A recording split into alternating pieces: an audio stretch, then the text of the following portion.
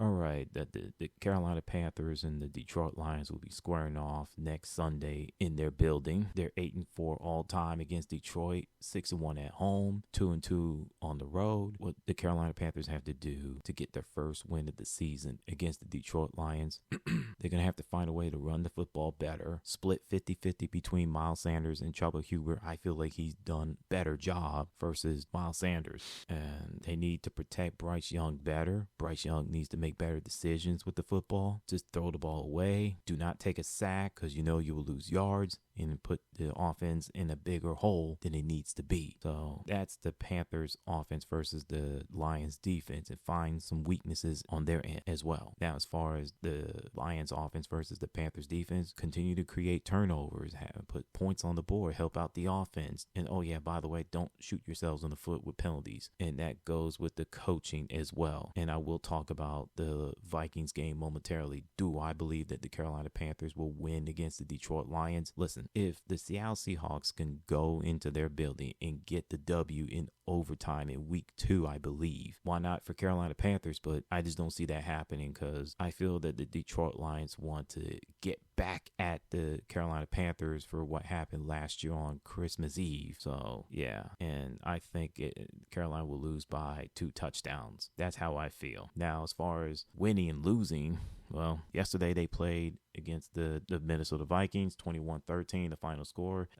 Minnesota Vikings get off the snide, get their first win of the year. The second half was the main reason why the Minnesota Vikings won the game, despite, their team turned the ball over twice. One was a pick six, and the other was a fumble, which that's been a huge problem with the Minnesota Vikings offense, is the turnovers, little fumbles. So, like I said, the defense, who was supposed to be the weak spot, they came through in the second half, and it showed. So congratulations to the team, congratulations to their fans, and good luck to them the rest of the season. Now, as far as my Carolina Panthers, well, what do you want me to say? Second half was the difference, and it feels like it's been that way since 2018. Whenever they do well or do okay in the first half, in the second half they just completely disappear, and that's when everything falls apart, and it didn't just happen with Frank Reich, and it didn't just happen with Matt Rule / Steve Wilkes. It happened towards the end of the era of Ron Rivera. So yeah, the offensive line just can't protect Bryce Young to save their life. That's how bad it is. Ike Ekwonu, I don't know what's going on with him. I think the sophomore slump is for real. Bryce Young, you're going to have to find a way to stop trying to juke your defenders. This isn't Alabama. This isn't college football anymore. This is the National Football League. I'm pretty sure he knows that, but someone needs to remind him that. Just throw the ball away. Don't try to take a sack. And that's what happened. That scoop and score by the Vikings defense. Yeah. Yes, speaking of defense, the Carolina Panthers defense helped out the offense with that pick six. Sam Franklin Jr. doing his thing. I like that. But like I said, second half was the difference. And unfortunately for the Carolina Panthers, is the rush defense.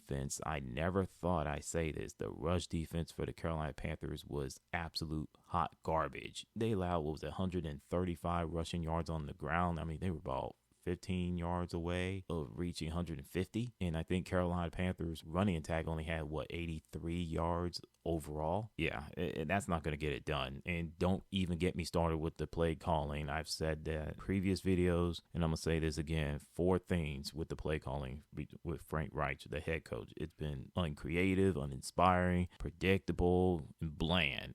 It's that bad. You know what I mean? And I know people say it's not as bad as you think it is. The players are not executing it. Okay, whatever. I say it's bad. All the things I just mentioned. Not to mention the fact that the clock management has been terrible. And yesterday's game at home against Minnesota Vikings is the prime example. The butt whooping is coming. If it ain't in Detroit next Sunday, it's going to be in Miami. If it ain't going to be in Miami, it's going to be we all know November 19th next month. We know it's coming. I know. Panther fans, y'all know the butt whooping, the spectacular, the immaculate of a beating is coming on November 19th. Dallas Cowboys is coming to town, and it's going to be awful. So, and the fact that we're seeing the Minnesota Vikings fans show up and show out and take over the Bank of America Stadium, yeah, that is completely unacceptable. Unacceptable at all. But Panther fans are tired of mediocrity. they feel that they were sold by this so-called all-star coaching staff, offensive side of the football, and little to zero to show for. So with that, what do you think about yesterday's game and next week's game? I'm out. Thanks for listening.